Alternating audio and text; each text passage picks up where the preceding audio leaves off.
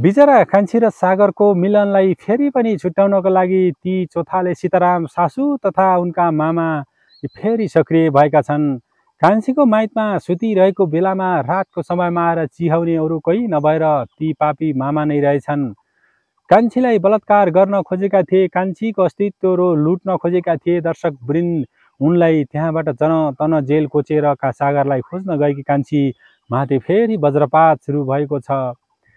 उनलाई कान्छीलाई जसरी पनि मारेर सागरको नाममा भएको बिमाको पैसा निकाल्ने, सागरको मृत्यु भइसकेको भनेर प्रमाणित गरेर बुझाउने र त्यसपछि सबै कुरा ठिक हुन्छ भन्दै लागेका आमा र मामा दर्शकवृन्द अन्ततः फेरि जेलबाट छुटेर कान्छीलाई फेरि दुःख दिन आइपुगेका छन्। अब दर्शकवृन्द उता कान्छीले ती सबै कुरा भनेपछि भनेकी छन्, दर्शकवृन्द मलाई पहिला मार्न खोजेका थिए भन्दै दर्शकवृन्द फेरि पनि यस्तै त गर्ने होइनन्, फेरि पनि दुःख दिन्छन्, त कस्ती छोरी रहेछस् भन्दै उनीलाई पक्कै पनि उनका आमा बुवा धेरै रोएका छन्। दर्शकवृन्द नरौन पनि कसरी, धेरै दुःख पीडा लुकाएर ती कान्छीले केही कुरा पनि उनका बुवा आमासँग कुरा गरेकी थिएनन्। दर्शकवृन्द यति बेलाको समयमा भने केही कुरा खोलेकी छिन्।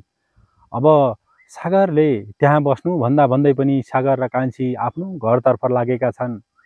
कान्छीकी आमाले पनि भनेकी छिन्, अब तपाईले आफ्नै आमालाई ठिक नगरिकन केही गर्न पाउनुहुन्न ज्वाइँ भन्दै उनकी आमाले भनिरहेकी छिन्।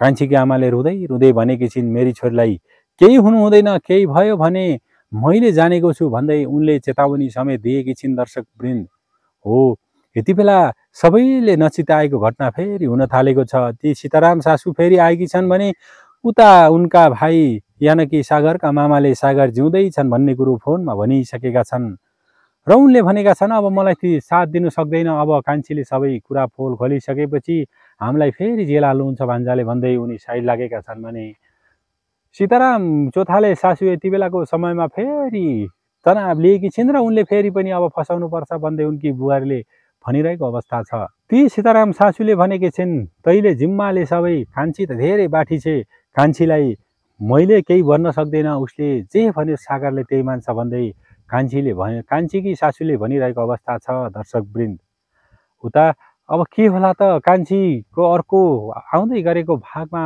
अर्थात् फेरि के होला त, कान्छी र सागरको मिलन भइराख्नुपर्छ र कान्छीलाई जसरी साथ दिएका छन् त्यसरी नै साथ दिइराख्नुपर्छ। आमाको कुरा सुन्नु हुँदैन भन्ने साथीहरूले कान्छी र सागर लेख्न नभुल्नु होला कमेन्टमा। हो दर्शकवृन्द, कान्छीकी सासू यति बेला छाती टोकेर रोइरहेकी छिन्, छाती ठोकेकी छन्। मैले अब सबैले हेला गर्ने भए, म बुढेसकालमा मैले के गर्न थालेँ यस्तो भन्दै उनले धेरै टेन्सन लिएकी छिन्।